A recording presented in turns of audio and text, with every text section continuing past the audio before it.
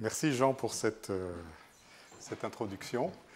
Tu as même rappelé des travaux que j'avais oubliés, donc ça me fait plaisir. En fait, je voudrais profiter de l'occasion pour vous remercier tous les deux, donc Jean et Antoine, pour cette invitation. C'est vraiment un plaisir de venir travailler ici et aussi de raconter ce qu'on a fait, ce que je vais vous raconter là. Et c'est d'autant plus un plaisir, en fait, que, comme tu le disais, au début de ma carrière à Grenoble, en fait, j'ai appris beaucoup, comme beaucoup d'entre nous, dans les cours du Collège de France. D'une part, de Philippe Nauzière, qui, à l'époque, voulait beaucoup enseigner ses cours à Grenoble. Il disait c'est le Collège de France, c'est pas le Collège de Paris, je me souviens de son expression. Et puis dans ceux de Pierre-Gilles de Gênes et dans ceux de Claude Cohen-Tanoggi. Donc c'est vraiment des cours où on a appris énormément. Et donc c'est peu dire que je suis assez ému de, à mon tour, présenter quelque chose ici. Vraiment, c'est un grand honneur. Donc merci pour cette opportunité. Donc ce que je vais essayer de vous raconter pendant ces 4 cours, je l'ai intitulé ondes et physique quantique sur les fractals. Alors, en fait, mes transparences sont en anglais. Et en fait, maintenant, je vais passer à l'anglais pour présenter ça, parce que je pense qu'il y a peut-être des gens qui sont anglophones, donc c'était convenu comme ça. Donc, I will switch to English for the talks, if you don't see a problem with that. Okay? So, Antoine? No problem. Okay, so another title of this general title of Waves and Quantum Physics on Fractals is From Continuous to Discrete Scaling Symmetry. I've tried to divide those 4 lectures into different topics that in fact are related. The first lecture will be a general introduction on fractal physics. So it's not very technical, not very technical, but a little bit. And then I will use those notions to describe the idea of photons and quantum electrodynamics on fractals. Then in the next lecture, next week, I will try to discuss the interplay, the connection between topology and discrete scaling symmetry of fractals. And I will use the case of quasicrystals, or Fibonacci quasicrystals, and to show that, in fact, they are the 2 faces of the same coin.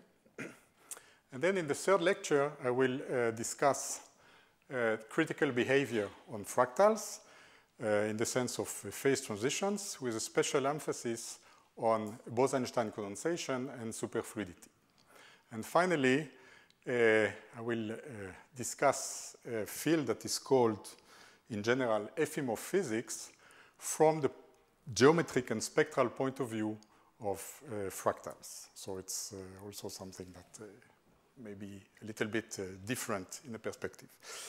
So before I go further, I would like to acknowledge and list the people with whom I have been working on those subjects during the last years. So I try to list them geographically. Most of them are students or postdocs at the Technion. Evgeny Gurevich is now at KLA, was a postdoc. Dor Gittelman, Ariane Soré is a student from ENS Cachan that I owe to Alain. Or Raz, Omri Ovdat, Ohad Spielberg, and Alex Leibenzon. At Raphael, which is a kind of remote equivalent of the French CEA, perhaps, Eli Levy, Asaf Barak, and Amnon Fisher, and other people, not in Israel, Gerald Dan and Alexander Sasha Teplayev at University of Connecticut, Raphaël Voiturier and Olivier Benichou at LPTMC at Jussieu, the group around Jacqueline Bloch and Alberto Amo at LPN Marcoussis, and Dimitri Tanez and Florent Babou, who is here. and Julien Gabelli at LPS Orsay. So the first part is a general introduction to fractals, as I said. So fractals, in fact, are, first of all, if we should describe them, they are attractive objects because they have some aesthetic value. I mean, when you look at this, it's very easy to attract the attention of people. They like to see those pictures. And moreover, they bear exotic names. So for instance, those are Julius sets. You have also the Hofstadter butterfly. So this is two versions of the Hofstadter butterfly viewed from two different filters. This is the spectral filter. This is topological filter, but this is the same object. You have the Sierpinski carpet. You have the Sierpinski gasket that will be kind of working horse today. And we have also diamond fractals, which are those kind of hierarchical structures. We have the triadic Cantor set. And so those are those nice pictures. And all of them convey the idea of highly symmetric objects, but yet with a kind of unusual type of symmetry and a notion of extreme subdivision. So they are really ramified very much. And first of all, I would like to describe fractal as a kind of iterative graph structure. So fractals are graphs. For instance, the Sierpinski gasket can be obtained by iteration of this simple triangular graph. Okay? So it's a graph that is just iterated at infinity. The same with the diamond fractal. You can take different initial motifs and iterate it, and you get something like this. So it's, again, a graph that is iterated. Now I would like to try to compare fractals and kind of Euclidean equivalent of fractals. So for instance, if I look at the Cantor set, so this is the Cantor set that I divide in three and remove the central part, I would like to compare it with the one-dimensional line. So the idea is that they are comparable somehow, but they are different. The same if I try to compare the simple two-dimensional network, graph, and the Sierpinski gasket. So those are similar graphs, but they have very distinct properties. So what are those properties? As opposed to Euclidean spaces, which are characterized by translational symmetry, in fact, fractals possess a dilatation symmetry, which means that they are self-similar objects. What is the meaning of self-similar objects? It means that if you look, for instance, at this Sierpinski gasket, if you enlarge a part of it, you get exactly the same structure. If you enlarge it again, you get the same structure, and like this ad infinitum. So you have a discrete scaling symmetry of those objects. Now, a notion that is natural with any manifold is the notion of dimension. So usually, Euclidean systems are characterized by a single integer dimension, d, which is either 1, 2, 3, 4, or 10, if you like string theory. Okay? But they are integers.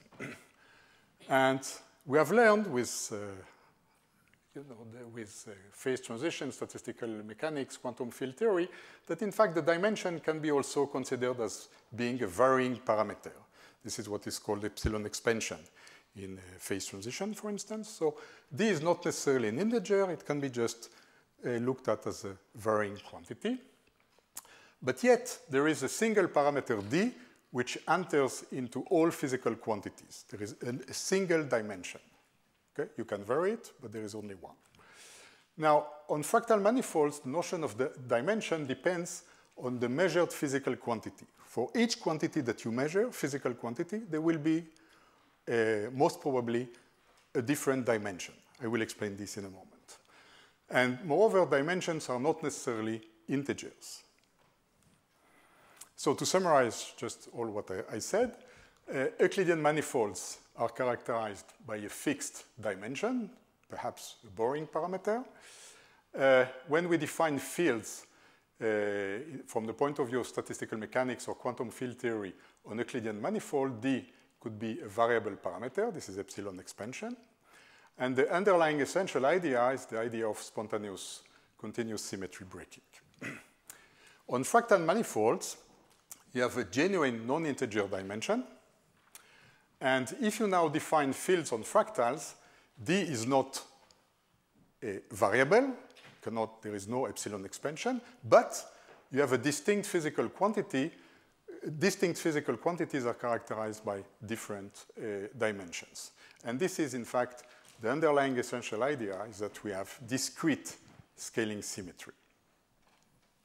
Okay. So now, more generally, not all fractals are obvious and good faith geometrical objects. Sometimes the fractal structure is not geometrical, but it is hidden at a more abstract level. So an example of this is this one. If you consider a quasi-periodic stack of dielectric layers built out of two dielectric letters, so A and B are just two kinds of dielectrics with different dielectric constant, then you can build the following Fibonacci sequence by just concatenation of the two previous letters. For instance, if you start from B and A, like this, the next one will be B, BA, and the next one will be just a concatenation of this. It will be ABA, etc. Okay? You understand this? It's very simple. If you don't understand, I mean, when I was in the Israeli army, we had something that was called Fibonacci mills. Fibonacci mills were mills that were made out of leftovers of the two previous days. So this is Fibonacci, okay? Concatenation. It's a very simple idea. Okay, so now using this kind of sequence, you can define a cavity, and we can look at the modes that could exist in such a cavity. And in fact, the mode spectrum of this system, which is not fractal at all, obviously not fractal, but the mode spectrum is fractal. So let's look at it. So this is the density of modes, rho of omegas, function of omega. And indeed, if you enlarge parts of this, you recover exactly the same structure ad infinitum.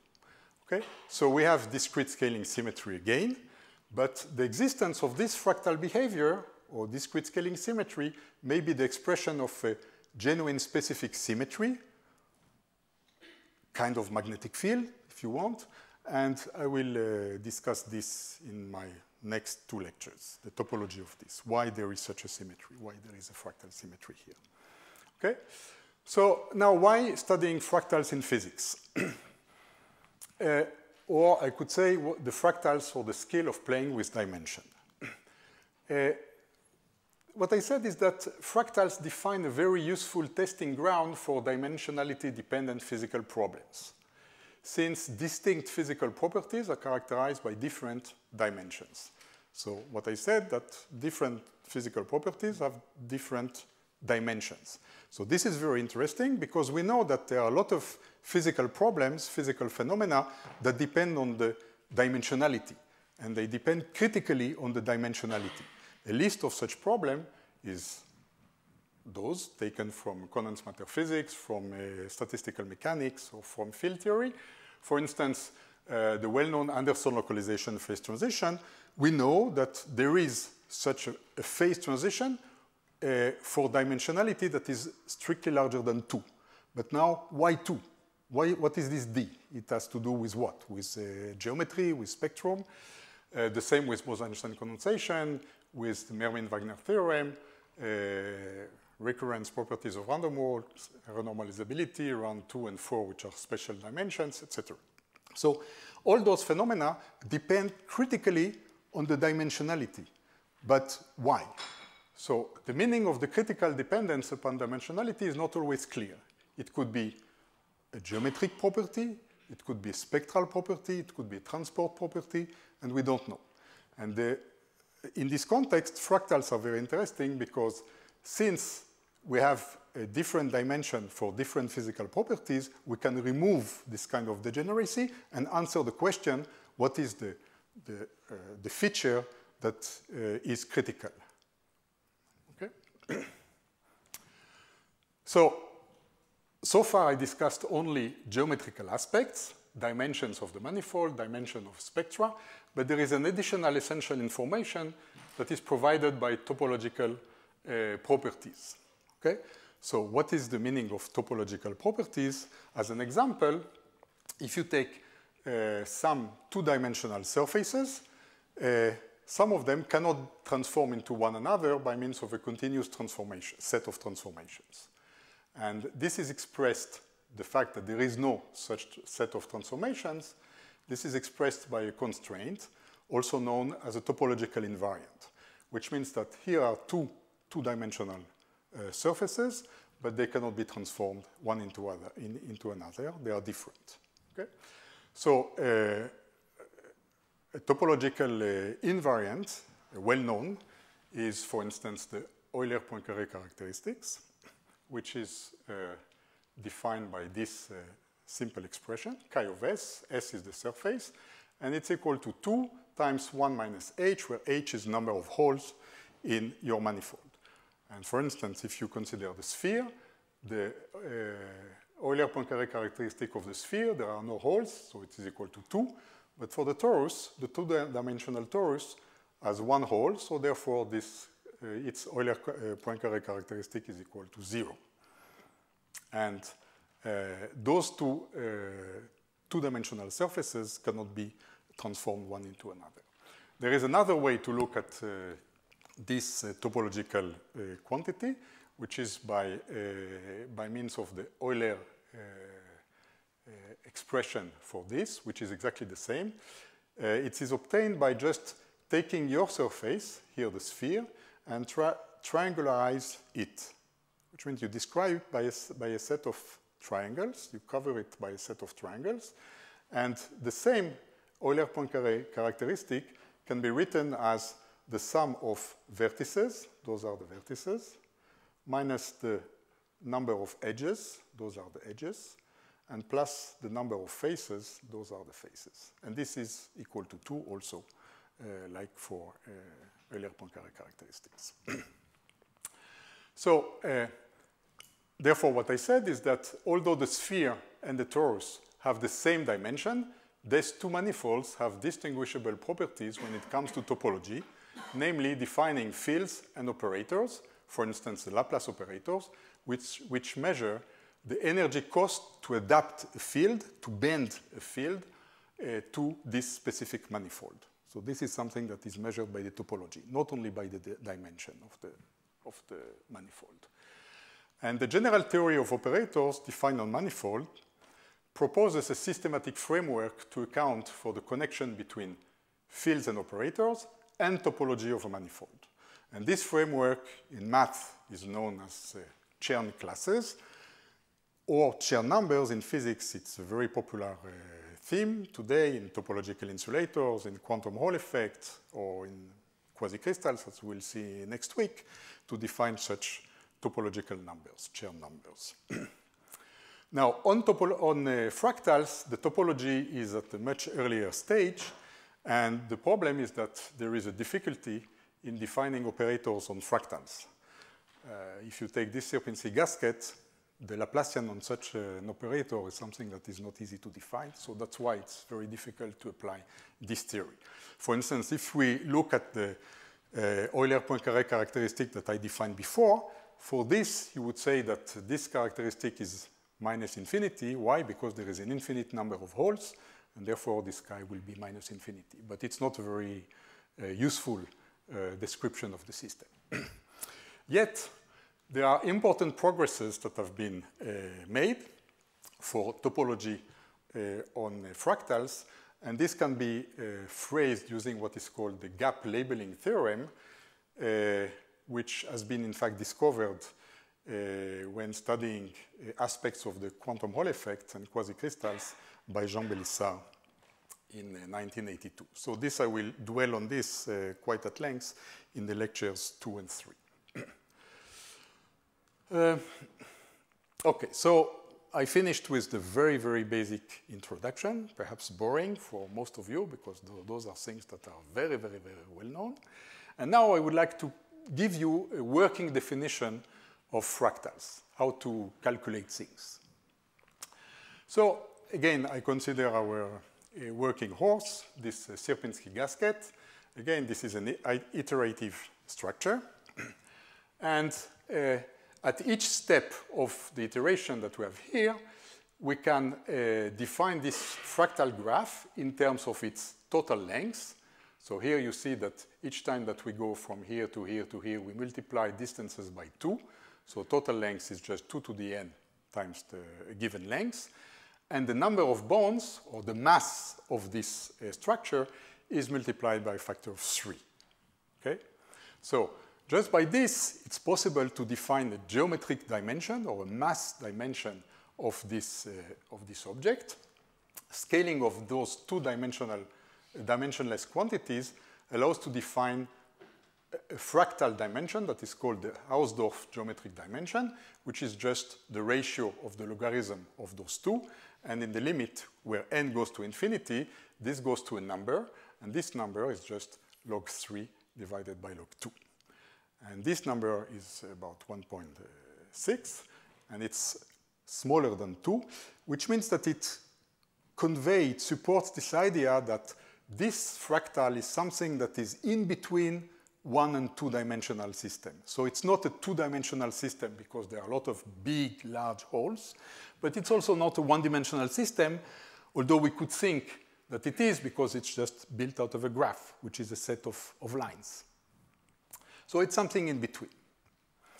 Now, for the Cantor set, we can do the same, although it is a disconnected structure. So you could say, okay, we start from this, and we remove a third each time. And at the end, the mass is going to be very, very small. But it's not, because in fact, there is a very large number of points which are extremely massive. And the scaling goes like this here. Each time that the length is multiplied by 3, the mass is just multiplied by 2. And here again, we can define a geometric dimension, which is log 2 divided by log 3, which is smaller than 1. And here, again, it conveys and supports this idea that this object is something between points and a line, something between dimension 0 and dimension 1. Now, we can alternatively define the mass density for this triadic Cantor set. And in fact, this quantity obeys this following scaling relation. The mass at L is equal to twice the mass at length, which is a third of L. Okay? So this we can rewrite it that way. This is called a scaling relation, but it's exactly the same as what we had before. Okay, so now you could have the following idea to say, I don't want to measure the mass, I want to measure current, electricity going through this system. So now suppose that I take again this Sierpinski gasket, but I consider it as an electric network. So I put identical resistances everywhere, and I iterate. And I would like to know what is the equivalent electrical resistance.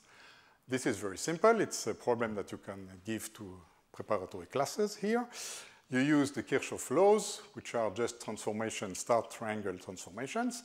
And like this, if you start from this set of 3 triangles, you can make those transformations and arrive to a single triangle, but with resistance which are not 1, but which are 5/3.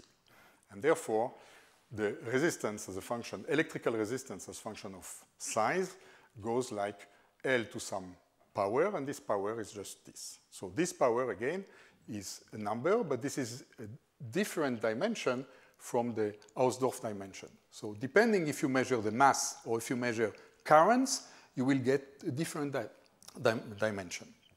Okay? Another example, which is very important, is classical diffusion. You have a particle that does classical diffusion on such a structure. And on Euclidean manifold, we know how to write the mean square displacement. And the mean square displacement is just given by this expression, which says that this grows linearly with the time. But on a fractal, in fact, it grows with some power, which is called the walk dimension. It goes like t to the 2 over dw, and this dw is again different from dh and the electrical dimensions. So again, depending on the quantity, you will have different dimensions. In fact, there are relations between all those dimensions, and this relation is mostly what is called the Einstein relation. I quote it because you should never give a talk without mentioning Einstein, I think. Okay, this is the right rule. So this is my quote to the, without mentioning Einstein and not in special or general relativity. This is something else. Okay, so now I would like to come back to this scaling relation that we found. We found that generally, if we look at mass or electricity or whatever, if you have a given physical quantity, it obeys this scaling expression. And now suppose that this relation is satisfied for any b, which is a function of a, any real b, then the system has what is called a continuous scale invariance. The general solution of this equation, in that case, is just an exponent. And f of x is just x to the power alpha, where alpha is just the log b divided by log a. And this has no reason to be an integer.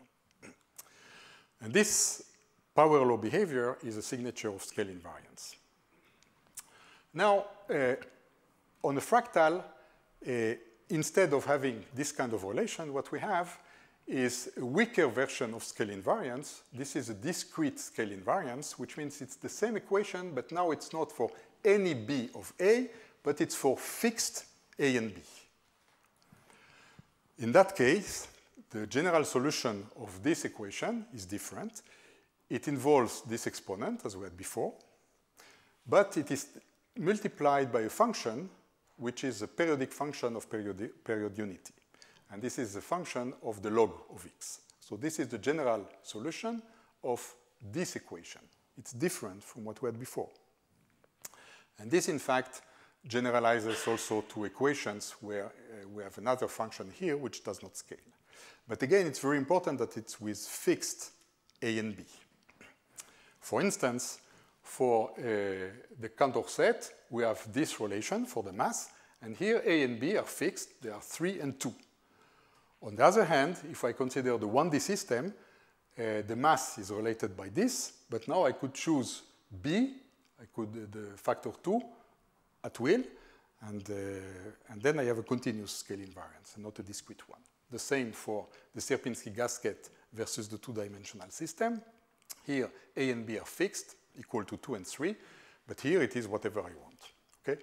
So in that case, we have those log periodic oscillations, and in that case, we don't have log periodic oscillations. Okay? So there is a way to re-express the same using something a little bit more elaborate, which is the notion of complex fractal exponents and oscillations.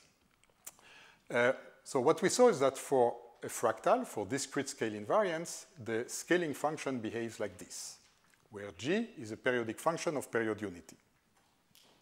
Right? So since it is a periodic function, I can make Fourier expansion of it and write this scaling function under this form, which means that now the scaling quantity f of x is characterized by an infinite set of complex valued exponents, which are those exponents. Okay? And very often in the literature, the existence of such an infinite set of complex valued exponents is taken as a definition of an underlying fractal structure, which means that sometimes you have a fractal and you can calculate this set. So then you know that we have a fractal because you started from a fractal. But sometimes you find those exponents, but you don't know the fractal structure, but you know that if you have something like this, then there is a fractal somewhere. So this will be the case, for instance, in the 4th lecture on Efimov physics. Efimov physics, there is no fractal, but suddenly we see something like this. And then we know that there is a fractal somewhere. Okay? Okay, so there is, now we have all this, and since we saw that fractals have, yes?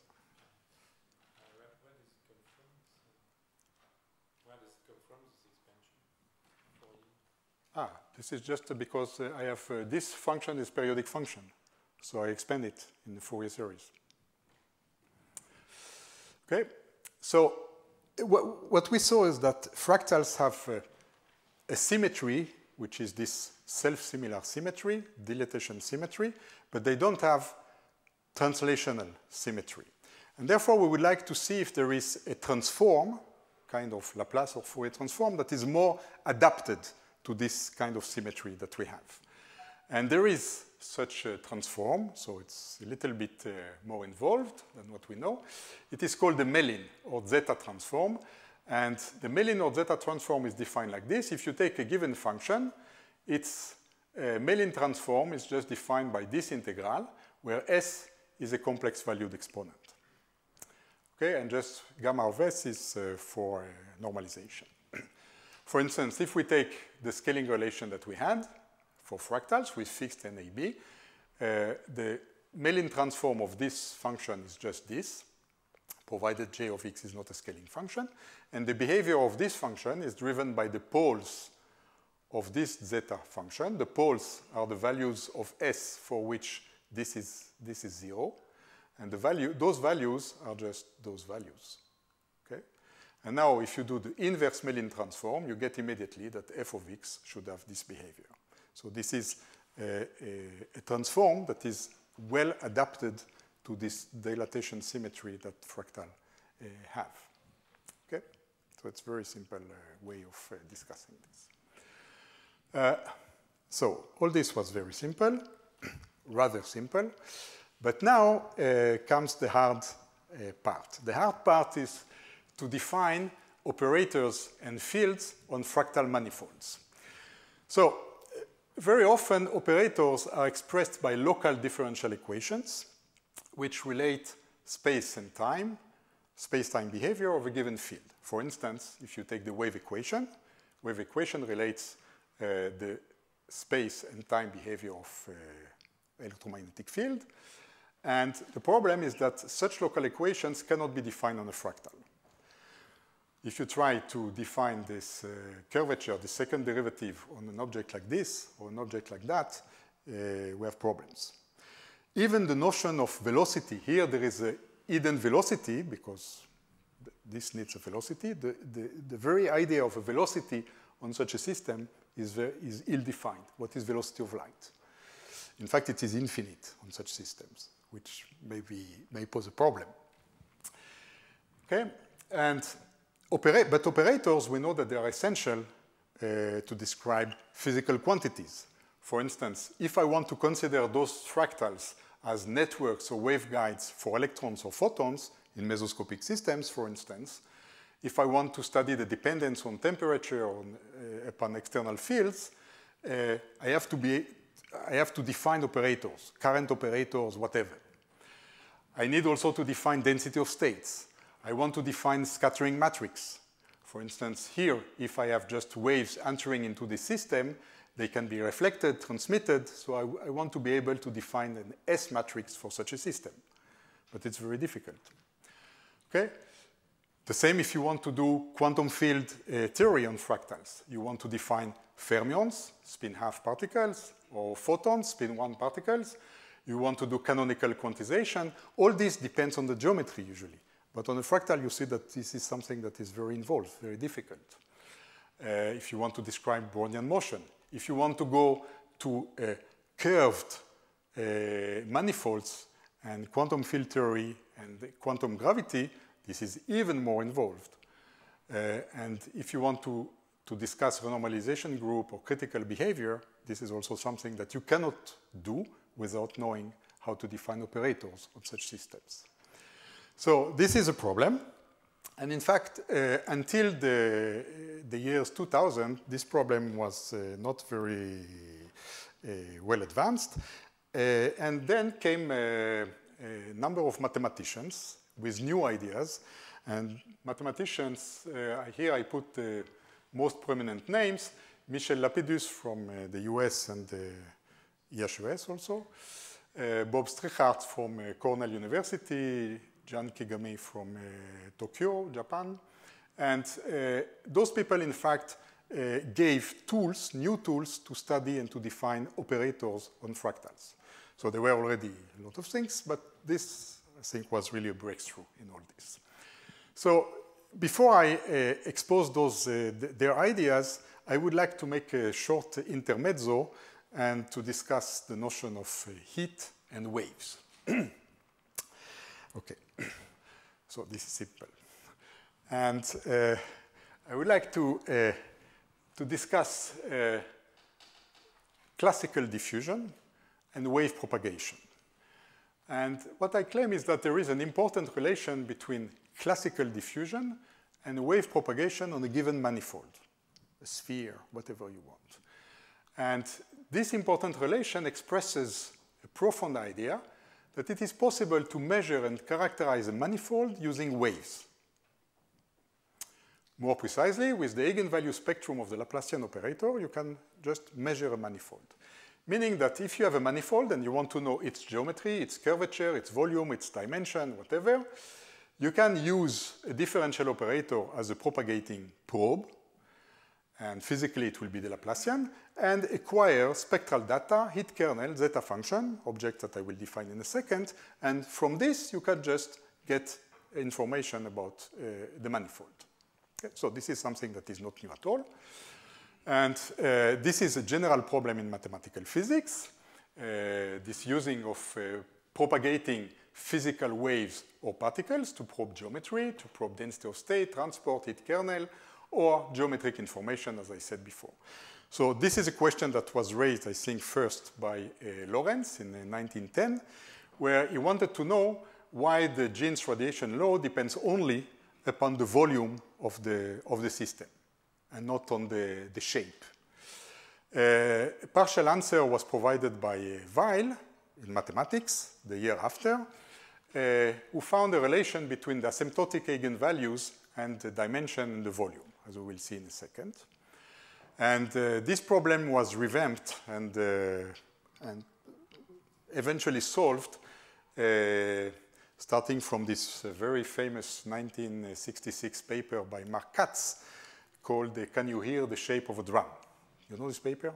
Yeah, sure, it's a beautiful paper. You should really read it because it's really a very, very nice piece of work.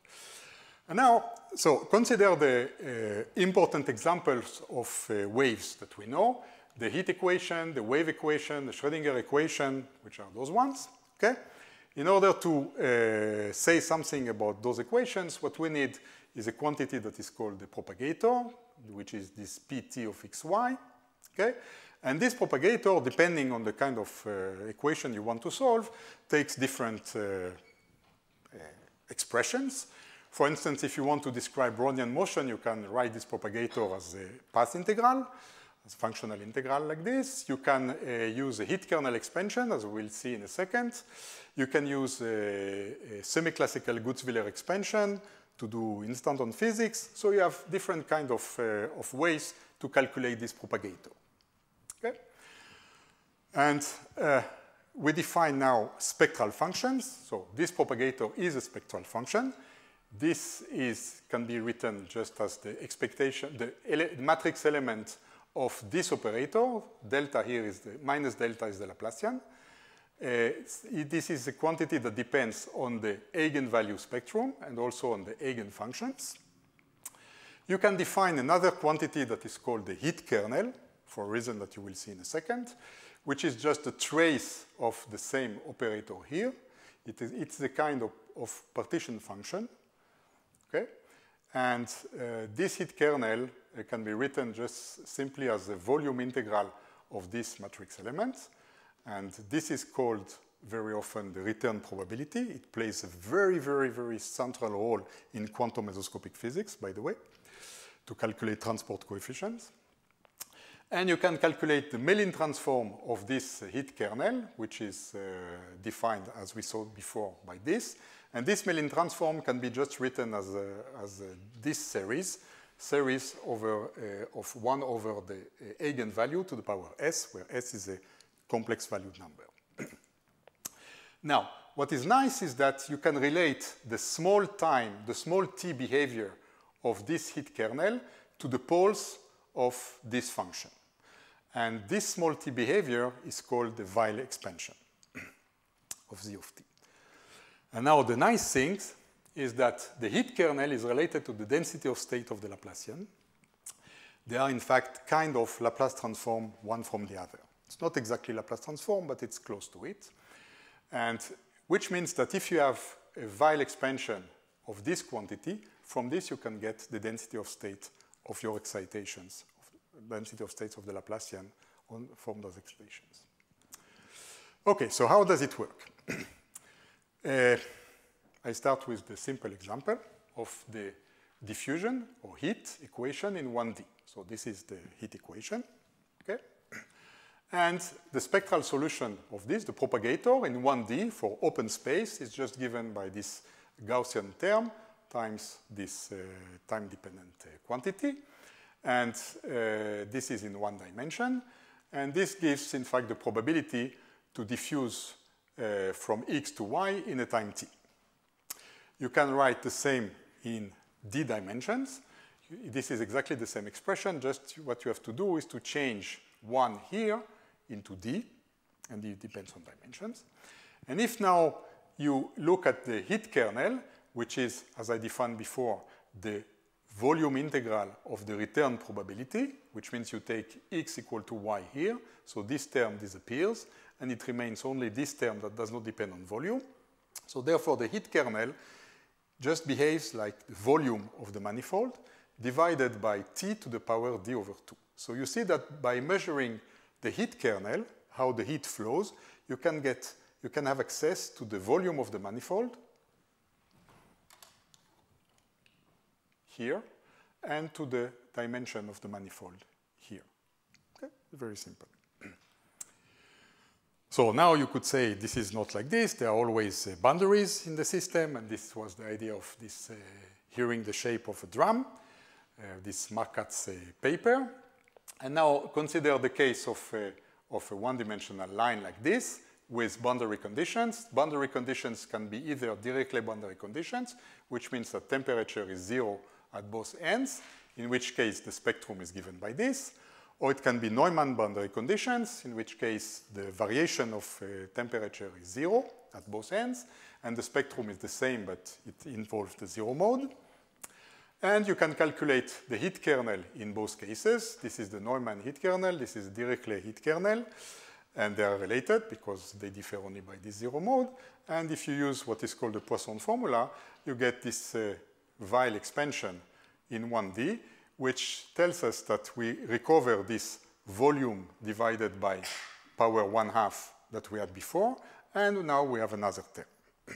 If we do the same in two-dimensional system, we get this heat kernel. This heat kernel has 3 terms. This term is the bulk term that we had before. It's volume divided by t to the power 2 over 2, which is 1. It has another term which is sensitive to the boundary, to the length of the boundary. And it has another term which is the integral of the boundary curvature, which is in fact related to the Euler-Poincaré characteristics. So for the same, on this same Weyl expansion for a two-dimensional system, you get an information on the dimension, those powers, on the volume, on the length of the system, and on the Euler-Poincaré characteristics. All this in the same formula. Nice? So if you are an aficionados of Riemann series, you can do the same using the zeta function, and you get exactly the same result as here. Okay? So how does it work on a fractal, all this? The problem is that on a fractal it works differently. For a very simple reason, is that on a fractal we don't have access to the eigenvalue spectrum. We don't know what it is, because we don't know how to solve eigenvalue equations. But, and this is the decisive discovery of those people, we know how to calculate the heat kernel exactly, although we don't know the spectrum. And therefore, if we know how to calculate the heat kernel, we know how to get the density of states. So therefore, we know a lot of spectral quantities. And so now what I show here, please don't read it, because here it's just to show you that the whole calculation is this. I can calculate the heat kernel on a whatever fractal by these 4 lines which are here. The only point that you have to remember from this is that, in fact, from this zeta function, you have poles, and from those poles, you can get this series of complex poles, which are the complex fractal dimensions, and therefore, you get that the heat kernel behaves with a power law, which is this ds, which is a new fractal dimension that is called the spectral dimension, and it has those log periodic oscillations, which is here for the diamond fractal. And those log periodic oscillations are just results from those complex valued exponents. So this is the behavior of the heat kernel on a fractal structure. And we can calculate it on whatever fractal you want, analytically. Okay, there is another surprise. And this is the notion of spectral volume. So now suppose that I calculate this heat kernel, but I keep only the first harmonics, n equals to 1. So in which case, this z of t has this form. And from this, I can calculate just this by taking the real part of it. And now, this z of t is a dimensionless quantity. If it is a dimensionless quantity, it means that this is dimensionless. And since this has dimensions of a volume, this here should be a volume. Okay, something that has dimensions of volume. If you remember, and this we call it spectral volume. If you remember, we have to compare it with what we obtained in the Euclidean case, in which here we had volume divided by t to the power d over 2. Here it's volume, which I call spectral volume, divided by t to the power ds, which is this new spectral dimension, another dimension, ds over 2. Okay. Now, what is this spectral volume? You may say, okay, the spectral volume is the geometric volume, but it cannot be, because the geometric volume is very big and usually is infinite. But this spectral volume is finite. So what it is more, in fact, the volume occupied by the modes of the Laplacian. So here, for instance, what I represent is a numerical solution of Maxwell equations in the Sierpinski-Gasket waveguide. So here it's a waveguide, and just what people in the group of Huizhao at Yale calculated numerically is the distribution of modes. And you see, in fact, that the modes are really localized in much smaller volumes. And typically, this volume is the spectral volume, and it is finite. It has nothing to do with the geometrical volume. Okay, so now what I would like to do is to put all this together and to show a way to measure the spectral volume. And the example that I choose is thermodynamics of photons on fractals. Okay, so let me remind you a few things on blackbody radiation, things that you know.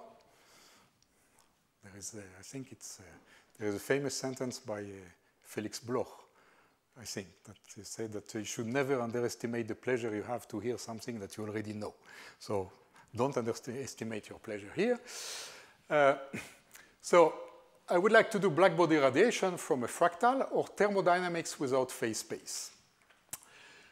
So I remind you that if we have radiation at thermal equilibrium, there is an equation of state that relates the pressure, the volume, and the internal energy of this radiation. And this is this equation of states. This is pressure, this is volume, this is internal energy, and this is dimension of the space. Now there is this quote by Lorentz that says that if you look at the spectral energy of the radiation, it looks like it is independent of the shape of the enclosure, and it's simply proportional to its volume. So now the question is, which volume? Perhaps it is the spectral volume. And this is what I would like to sell to you now, that this is the spectral volume.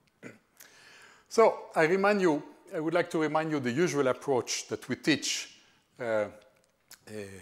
blackbody radiation in class.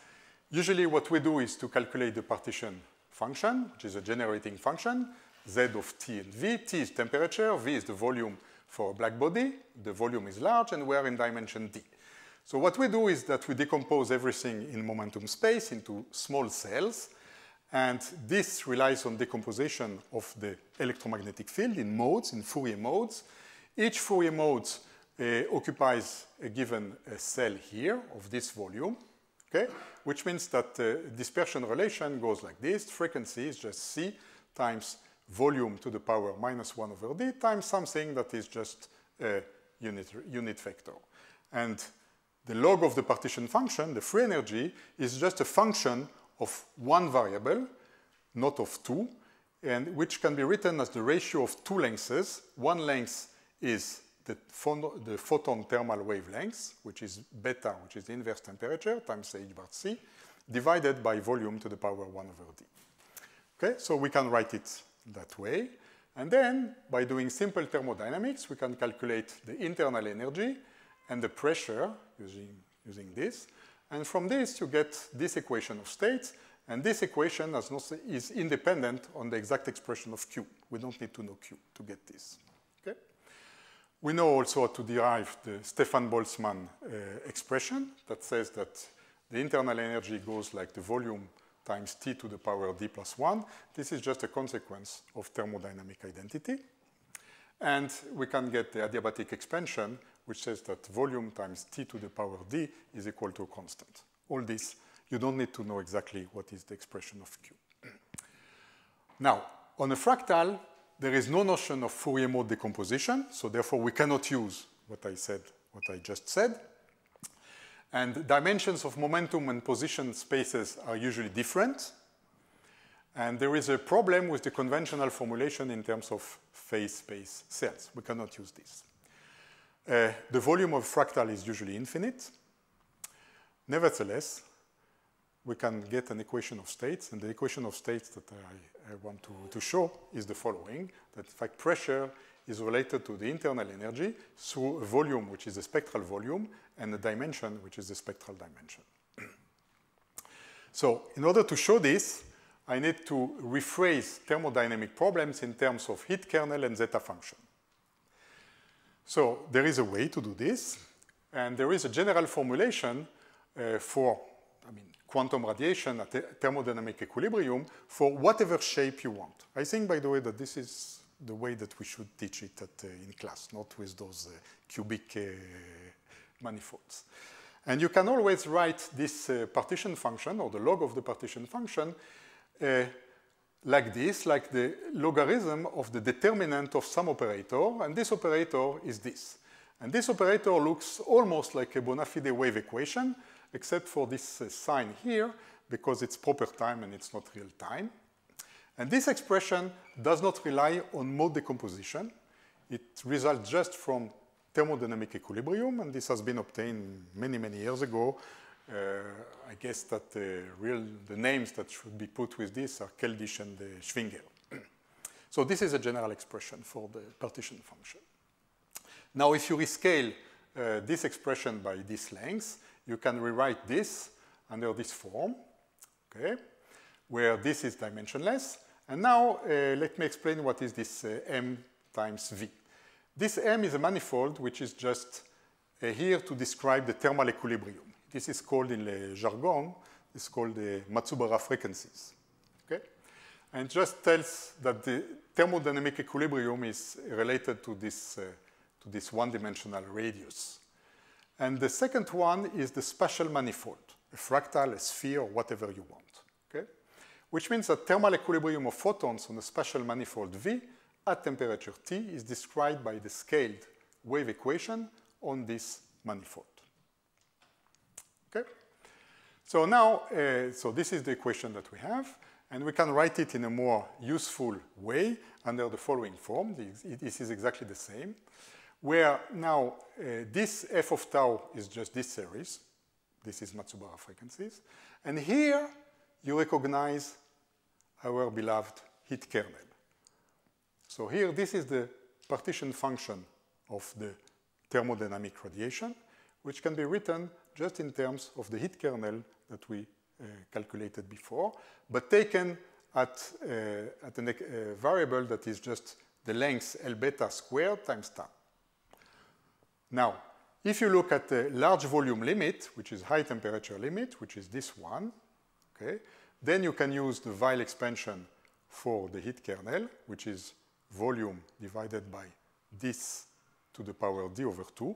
You plug this into this simple integral, which is this, and what you get is that log of the partition function simply goes like volume divided by this length to the power d, and from this you get the equation of states. What does it mean? It means, in fact, that thermodynamics measures the spectral volume, because the volume that is in the Weil expansion here, this is the spectral volume, and the dimension is the spectral dimension. Okay? So now you can do the same on a fractal. On a fractal, this is the expression that we have. This is this log periodic function. Here is the spectral volume. Here is the spectral dimension. And now you plug it into the equation that we had before, and you just show that this is the equation of state of thermal radiation on a fractal. And you see that indeed, as I said, thermodynamics measures the spectral volume and the spectral dimension, and not the real volume, and not just the geometric dimension. Okay, I would like to finish with something a bit weird, to give something to you to think about, which means that if you accepted all what I said, in fact, you accept the following, which is a little bit surprising.